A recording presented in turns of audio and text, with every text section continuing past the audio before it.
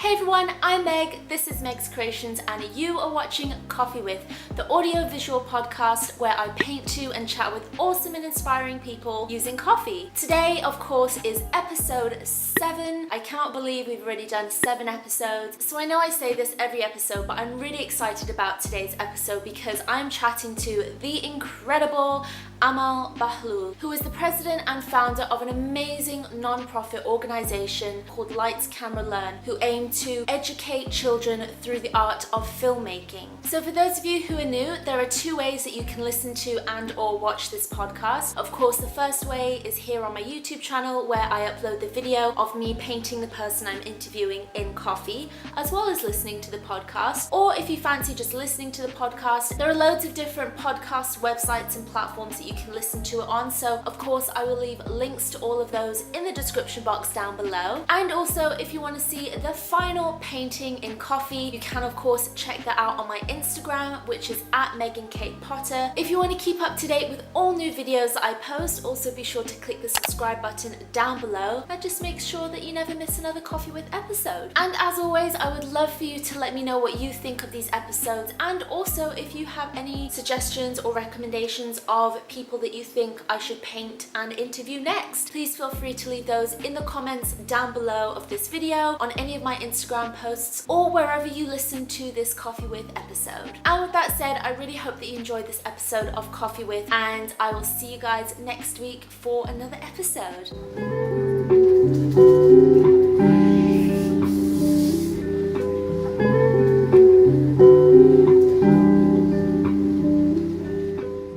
To start off with each episode, something that I really like to do is give about 60 seconds for you to introduce yourself, a little bit about who you are, what you do, and just any kind of information. Don't worry if it's not exactly on 60 seconds. I'm not going to be there with a timer or anything, but just kind of a short intro, I guess, into who you are and what you do. And yeah, whenever you're ready, feel free to start. So my name is Amal Bahloul. I was born in New York, raised between basically mainly the UAE. My parents are Tunisian, so I'm a true third culture kid. I currently focus a lot of my time on Camera Learn, which is a non-profit organization that connects cultures to empower and educate children through the art of filmmaking. I started it while I was at Pepperdine University in Malibu, California, and that's where I truly found out that I was always passionate about education. Like if you met me, when I was still in UAE, also my parents are both professors, so I was always passionate about like revolutionizing and changing the education system. But at Pepperdine, I realized I was also very passionate about kind of having cultures understand each other and kind of more meaningful travel and heading in the direction of respect through cultural understanding is definitely more of where I'm at right now. Yeah, no, absolutely. I think that was fantastic. And so, as you mentioned, Lights, Camera, Learn is the organization that you created. I'm quite curious, how did it come about? So how did you come up with this idea? What sparked the idea? Can you chat a little bit about that? So Lights, Camera, Learn kind of stemmed from my father's research. So my father's a linguist, and he wrote a book called Lights, Camera, Action in the Brain, Basics of Filmmaking in the Classroom. So I grew up around him talking his research and explaining why learning languages through art is, generally more effective, more efficient than the regular traditional way of learning. And obviously, just kind of growing up around that, you get very passionate about it. And we need to allow kids room for self-expression and empowerment. The basis of what we do in terms of language learning and filmmaking stems from that research. But the reason why I started Lights, Camera, Learn was, so basically Pepperdine University has the #1 largest study abroad program in the nation. And so I went abroad with Pepperdine a couple of times, and I always found that there was something missing in the sense that the US currently is in a very Islamophobic culture. As a Muslim at a Christian university, I was kind of faced with a lot of questions. Obviously, for the first time in my life, I went to a place where I was a minority. And although I traveled a lot with Pepperdine, I realized that when people travel, if they don't if they're not forced to be uncomfortable, if they're not forced to be immersed in the culture, they're really just traveling like as if they're going to Disneyland. So they'll go to Italy or China and they're just taking pictures and they're hanging out with their friends, but they're not actually meeting any locals or growing. So that's when I realized, like, I was driving actually, and I had just a couple of days before spoken to the president of the university, and he was saying, Emma, like, is there anyone that you can kind of train after you to because I would give talks and stuff, so it's like, is there anyone that you can train to continue the work that you're doing after you're gone? And at that point, it hadn't hit me that, like, wait, all this work that I've been doing here to, like, educate people is going to be gone when I leave. Who are they going to come to ask questions? So I was driving and I had that conversation in mind, and I was thinking about, because I would volunteer teaching kids through filmmaking in Tunis, and it just hit me. I was like, okay, wait, these people that they're young, they're passionate, and they want to travel, and they can travel, and a lot of them are actually great filmmakers, and you know, like, they just need an avenue or a way to travel. And these kids need to be educated. They want to learn too. Like, it just seemed to me it just hit me when I was driving, literally, like, these two groups of people need to meet. And yeah, that's where the idea originally started. That's awesome. I mean, I guess it was a combination then of your dad being the linguist and, you know, him, because I was reading on the website that he used to teach, was it Arabic through filmmaking as well? Is that correct? Yeah, he taught Arabic, French, and English, yeah. That's amazing. So, you know, that on top of your experience at university kind of all coming together. And it is such a fantastic idea because, like you said, it not only benefits, you know, one side of it, it benefits both sides where you're teaching children who want to learn through a different way, which is more visual and more interactive and engaging. And then also giving the experience to filmmakers and young people who want to make films all around the world. And just watching some of the videos that you've created, it seems like it's such an immersive and fun program. And so what kind of things can people expect from the program? So what you'll expect is traveling, so a lot of sightseeing, but not with a tour guide necessarily, more like with other locals. We just expect to be constantly surrounded by a local, whether it's another local filmmaker or local kids, or just people that want to show you around. What we do is we try to encourage art. We try to just bring two people together and say, okay, like, just try to create something together. And it's not necessarily about what they create, it's about the process of two cultures coming together to create something beautiful. So they expect that. They expect to meet a lot of kids and be asked a lot of questions about their culture. They can expect to be brainstorming. They can expect tears. It's very emotional. Just, I think the filmmaking process in general, the stress that comes with it, but then also the tears at the red carpet event when you finally see, you know, all the hard work paying off, and you see the kids crying because the first time they see themselves on screen, their parents are crying. So, and obviously the saying goodbye, always tough. So usually there's a couple of tears.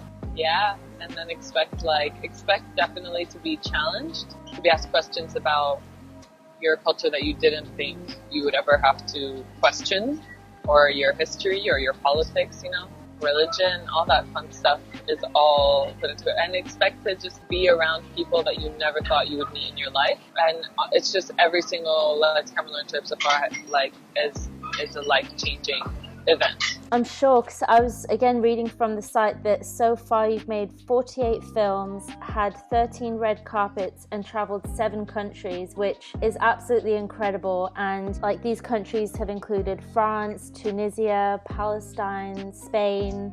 Is that challenging, bringing all these people together in these different countries? Like, how does that work, and how do you reach out to these places? You know, do you reach out to schools which have these external programs to learn different languages? How does that process work?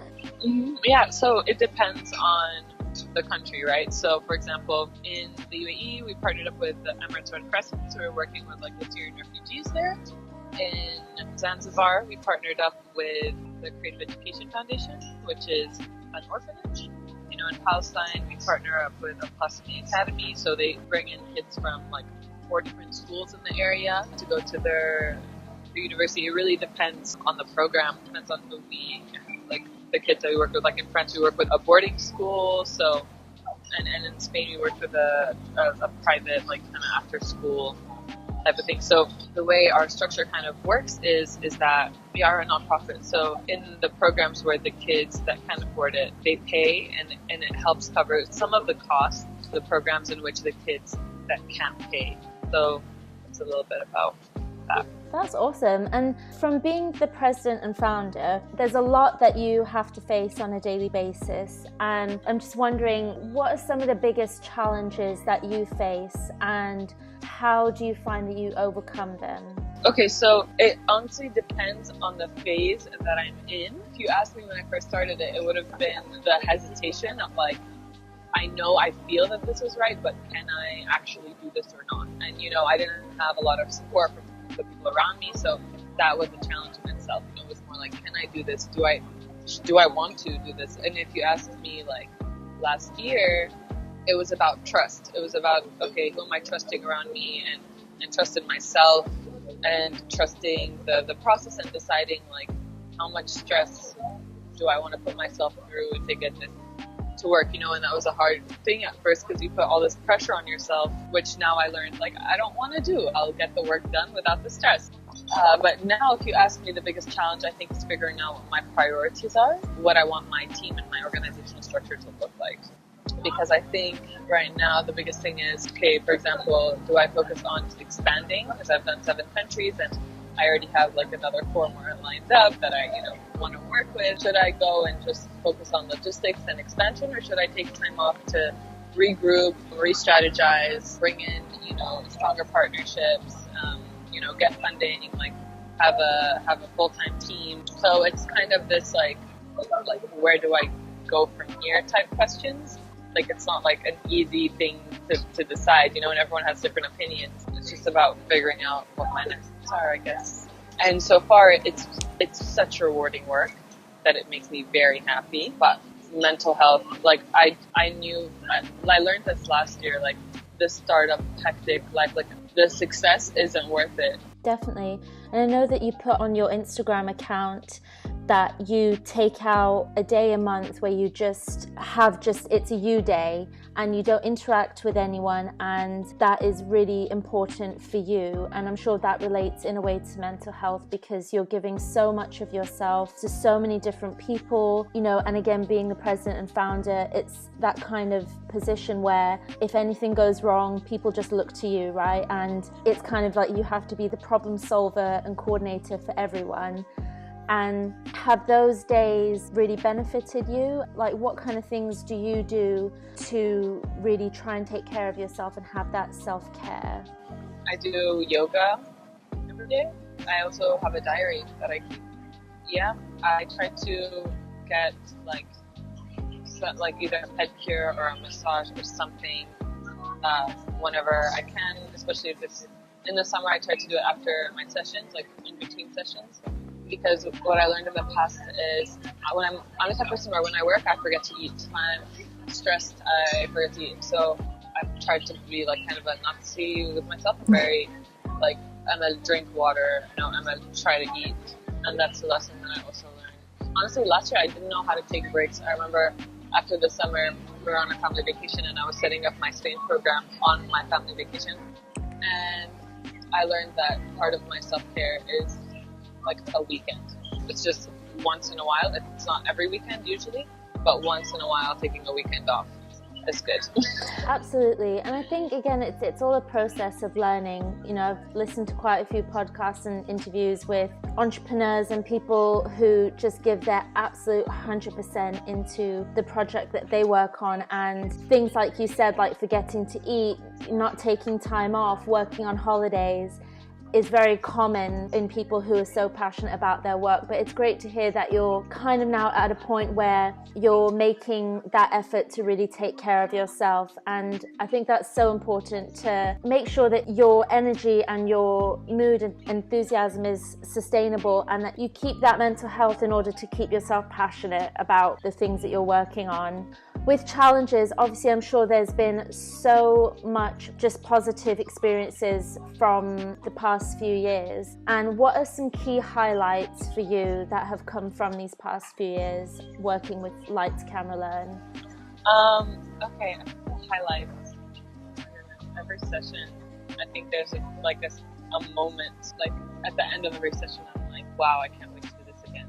Yeah. Obviously, some sessions it's kind of like, the highlight is, I'm glad we even survived. Yeah. Like, I can't wait to make this better for next year or bigger or whatever. But a couple moments I think that really struck me, for example, okay, I'll just do the last session, which was Zanzibar. The kids came up to us afterwards and they wrote in their Oscar speeches what they appreciated the most. And they all said things like, thank you for, my favorite part was dancing. And then some kids were like, thank you for really taking the time to make sure we understand. Because, with a script, you sit down and you have to take it slow because they have to nail their lines. So you have to explain every single word to them. And I think that was something that a lot of the kids hadn't necessarily experienced. Obviously, we got a lot of hugs and a lot of tears. But I think the coolest part is when, and this happens every session, when a kid kind of comes up and says, just thank you for teaching me, and thank you for dancing with me, and thank you for letting me act, for letting me be on screen. There was one moment we were working with an orphanage in Tunis.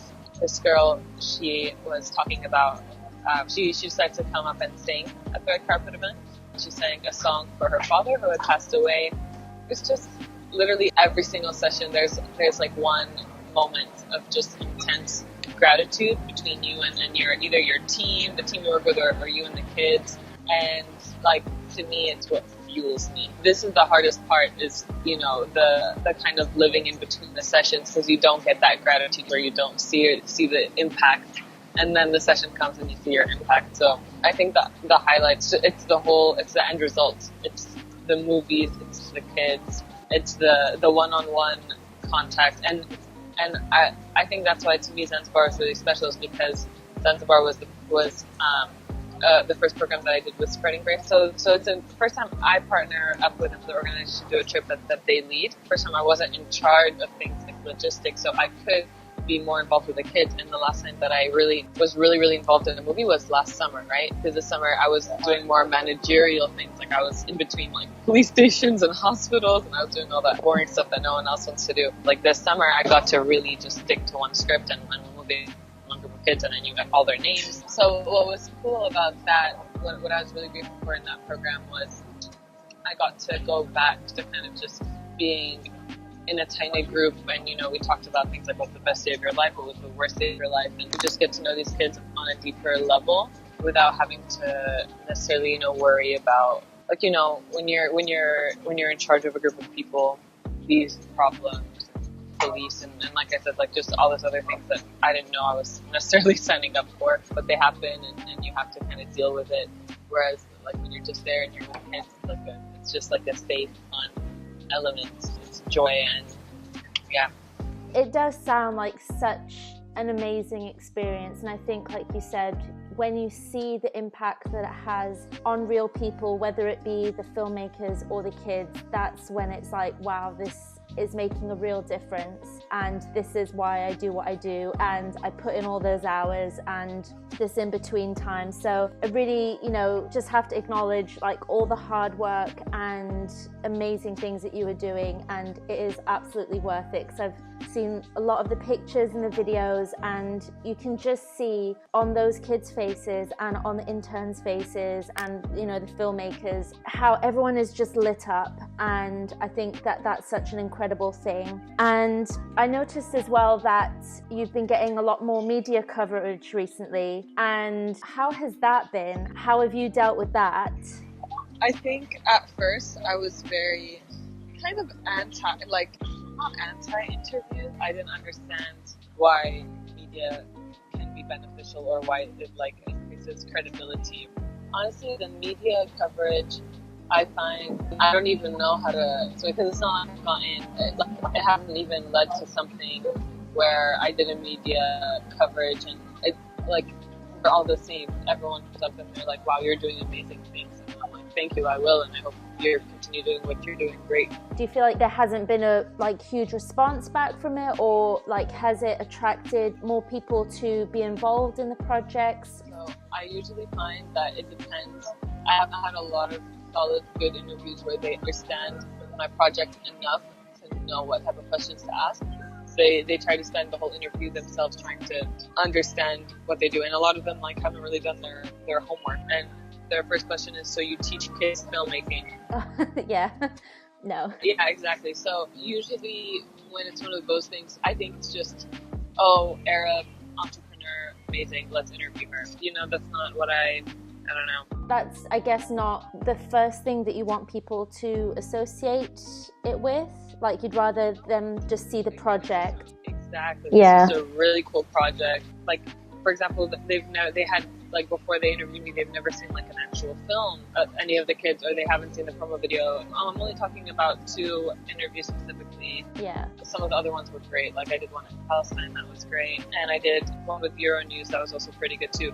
But some definitely don't really. I just felt I'm sure the media coverage is great, and I hope whoever watches it actually benefits from it, but I don't know if it's how I would have portrayed myself. I think just with any kind of interview, just having that background knowledge not only makes it easier to interview someone, but it gives that other person assurance that you're really invested and, know what they do and are passionate and have that connection. That leads me on to social media, because that is also part of how you share some of the projects and the work that you do. So has your personal social media been beneficial? Has that kind of gained, anything in terms of people seeing that and then wanting to apply to your programs, or people maybe wanting to contribute in other ways? Yeah, for sure. Okay, so if you had met me this time last year, my profile was still very private. A little less than a year ago now that I make it public.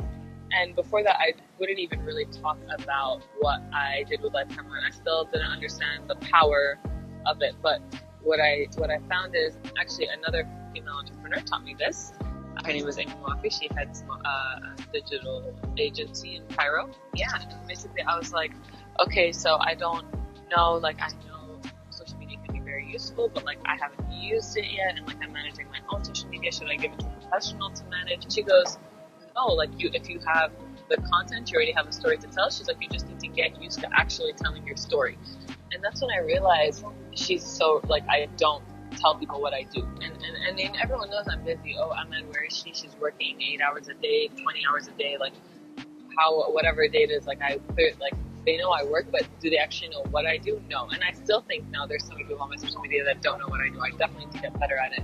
But once you said that, I made my profile public, and I started getting used to doing that little thing where, you talk into the camera and it's really awkward.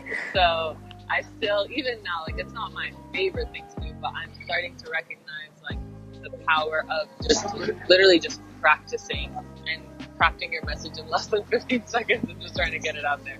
Yeah, I think there's been a power for me in social media, just me learning how to tell my story myself. It's not I haven't gained a normal amount of followers, but it's just good practice for me. And every time I do, there's someone that's like, oh, no way, I had no idea you were doing this, or I always get encouraging messages, mainly from friends and strangers too, just oh, this is cool, or good luck, or keep going. And then obviously there's that one or two, there's a couple of people that are always just randomly rude. The trolls. We don't acknowledge the trolls. They are just there. Well, no, they're not even there because we don't acknowledge them. We don't acknowledge them. Exactly.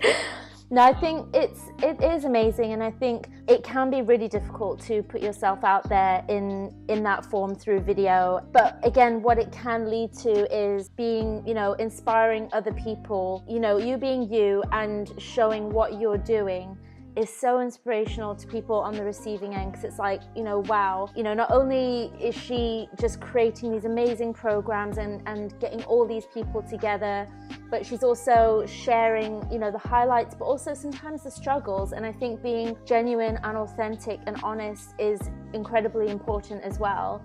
And that's something that I've really noticed with you know, the stuff that you share it's just true, and that is inspiring as well. I would definitely say keep going with it because it's awesome. So with all the experiences that you've had over the past few years, with all the people that you've met, what are some lessons that you've learned and things that you want to really share with others that you think are really important and will provide some value and impact to other people? Oh goodness, I feel like am I there yet to be able to give advice? I mean, again, this I think with this it's something that obviously we have lessons that we continuously learn every single day, but I think up until now you do have a lot of experience and you do have a lot of, I believe that you do have a lot of knowledge to share right now in this, you know, in this moment. We'll narrow it down to 3. If you just have 3 things that you just really have thought, wow, I've learned that and I would really like other people to understand this. And it doesn't necessarily have to specifically apply to the organization. Maybe it's a personal lesson that you've learned. Okay, yeah. Well, I think I'll break it up into 3 categories. So personally, I've learned surround yourself with people that inspire you. I was surrounded by not even a long time, but my immediate circle, I was the only one that was doing anything remotely like this. And everyone was looking like, whoa, Amal is so cool. She's the risk taker. She's doing the weird things. So I just felt like, okay, A, no one understood my struggles. B, no one could give me advice that was relevant because all the advice I was getting was, okay, why don't you go back to school? And, you know, because everyone else was going to get their master's or, you know, so I think it's important to find people that you look up to too, because they're the ones that are going to push you to do better, and they're going to kind of take you out of your like if you don't see someone in your school and you go, wow, you work harder than me, or wow, they're really like I need to learn that from them, then you're gonna eventually just do what's normal around you, which is all your friends are either working a 9 to 5 and they're not passionate about what they're doing, or whoever. It depends on you and your circle of friends, but they're obviously everyone's going through their own struggle. But if you don't have people that are struggling better than you or struggling faster or harder or whatever, then I think it's easy to kind of start feeling sorry for yourself. Like, oh, but I'm working so much and all my friends are having fun and they have an easy job, so I should maybe slow down, or I should, you know, like not be so hard on myself and start following my friends, which is the natural instinct. So my response to that is just get better friends. Yeah. Like a support system. So that's personally. My advice in terms of education is, you know, I think for a while, you know, college education is great up to a certain point. Practically, I know it wasn't much help to me in terms of actually setting up my business and doing all that stuff. I didn't really implement what was taught to me in college into my business. But how I would say to keep growing and keep learning is be very intentional about, okay, I know I need to learn, for example, accounting. Okay, I'm going to look it up online. I'm going to learn as much as I can just from doing it, from looking it up. And then from there, you know, what skills you naturally have and then what skills you want to like work on, and just take your education into your own hands. So that would be my second thing. Just because you're out of school doesn't mean you have to stop learning. Oh, absolutely. That's what Google is for, and YouTube tutorials. Exactly. Like I learned so many lessons just by doing and like failing, and then like, but for me anyway, maybe I just have a bad memory. I like have to say it to someone. I have to literally write down, I learned this, that way I feel like I can quantify the lessons and try to not repeat them. So, and then third, I would say kind of falls under the category of, I think, I don't know if you would want to call it like leadership or teamwork. And I think it's just the idea that you're going to have to deal with people that are very different from you, and people maybe that are very attacking of you. Some people may be more aggressive. If you're like me, you know, you're not very, like, I don't raise my voice. So when someone's being aggressive towards me, I'm I'm not really very sure how to respond. And, you know, just in that field of working with others, my advice is to really, and kind of, I think, recognizing I'm a young woman, and sometimes you have to be a young woman telling older men or even men the same age what to do. Not a lot of people take that very well. In that atmosphere, I would say always learn how to put yourself in a position where your respect and how you treat others and how you treat yourself, you have high standards that you just don't cross. So I think it's very important to realize, okay, what behavior do I accept? What behavior do I want of people? And what behavior will I have to call someone out on? And I think that is hard because we're kind of taught to be forgiving, to be very like, oh, that's okay, maybe he was going through a bad day, and you need to be very empathetic and very understanding of someone else's situation. But I think what I learned this year is at some point you have to just look at someone and go, hey, thank you so much for voicing your concern. However, you cannot voice your concern to me in the way that you are currently addressing me. So I'm not going to listen to what you're going to say now, and come back to me later on when you're ready to have a mature conversation.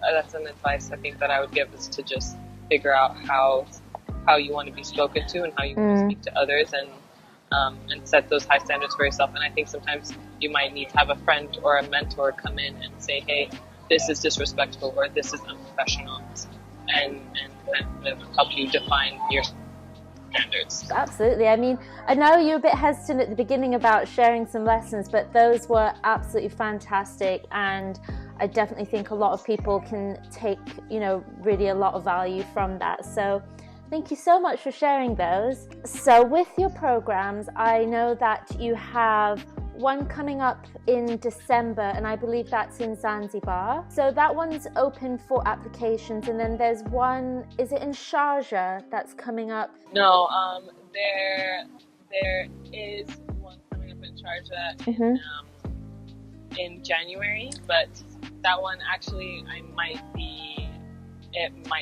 it's tentative. Okay. So for the time being, the Zanzibar program is open for applicants. If anyone out there is listening and they are filmmakers, or this is something that really appeals to them and they want to get involved, how can they do that? So they can go online, www.letscamlearn.org, and they can just apply. There's a couple of questions to fill out, and then they'll get asked for their CV and then portfolio, if they're a filmmaker, if they're an educator, just a CV and I think a cover letter, and then they'll get interviewed. Yeah, and then hopefully if they get selected, they can come on board. Yeah, fingers crossed. The Zanzibar sounds absolutely incredible, and definitely from what I've seen, it seems like an absolutely amazing program. And I don't want to use this term like lightly, but you know, life-changing. In a way, it is life-changing because of the experiences you have, of the people that you meet, and I guess also the impact that you have on these kids, and knowing that you're giving them this overall experience, but also education that is nothing really like, you know, anything that anyone else is doing, and it's so unique. And I think that more schools should implement this kind of education because it's incredibly important. I think a lot of kids would benefit so much more and learn so much more and be, I think, in a way more passionate about education if they adapted kind of the teaching techniques and just the education system as a whole. So well done. I'm just in awe of what you are doing, and thank you so much for being on this podcast. I can't wait to paint you. That's really exciting. And so with every episode, I like to kind of finish on, I call it like a really, you know, intense kind of hard question, but really it's not. It's just a light-hearted question. Of course, this is called Coffee With, and I'm going to be painting you in coffee. So I have to ask, do you have a favorite coffee? And if so, what does your ideal cup of coffee look like? My ideal cup of coffee is a tiramisu. Oh, I love that. I don't drink coffee at all. The only type of coffee that I will intake is usually in a really good, scrumptious tiramisu. The crunch from the ghetto and then the mascarpone cheese is just super like light, but because it's like the coffee, right, has to be dipped, the lady fingers like just perfectly. So you taste it, but it doesn't take over the whole tiramisu. That's my ideal. I love that. We've had quite a range of answers with this one. We've had black coffee, we've had instant coffee, we've had I believe it was a white chocolate mocha, and we've had water. So tiramisu is a fantastic answer. I love that. I know it's weird, and I know I'm like not normal, but for me, coffee, I'm just I'm not a big coffee person. I'm more of a tea person and a water person. But hey, that's totally cool. Like, we are open and accepting of all people, regardless of what they like or what they don't like. And I know coffee is a huge thing at the moment. It's totally okay if you don't like it. Thank you. I really appreciate that. I know a lot of coffee people have a really hard time with that, so I really appreciate it. Coffee, tea, at the end of the day, it's a drink, it's something that you enjoy. So if you enjoy it and you're around people who are enjoying what they are drinking, that's all that matters, really. That's how I see it anyways. Well, Fab, this has honestly been amazing, and I cannot wait to see what more incredible work you do, and I hope that you can add more countries to the list, get more videos, in your library, and I can't wait to see Lights, Camera, Learn build up and expand, and it's just a very exciting time, and I can't wait to follow on this journey. So for those who are listening and want to follow along with Amal and with all the work that she's doing, Amal, do you want to let everyone know where they can find you and where they can find Lights, Camera, Learn kind of on the social medias? Yeah, of course. So on Instagram, it's lights_camera_learn. We're on Facebook as well, YouTube, our YouTube channels where you can find all our films from all our stars. And personally, I'm easy Amal Bahloul on Instagram. Go check out Lights, Camera, Learn and just feel inspired and empowered and wanting to just make a difference.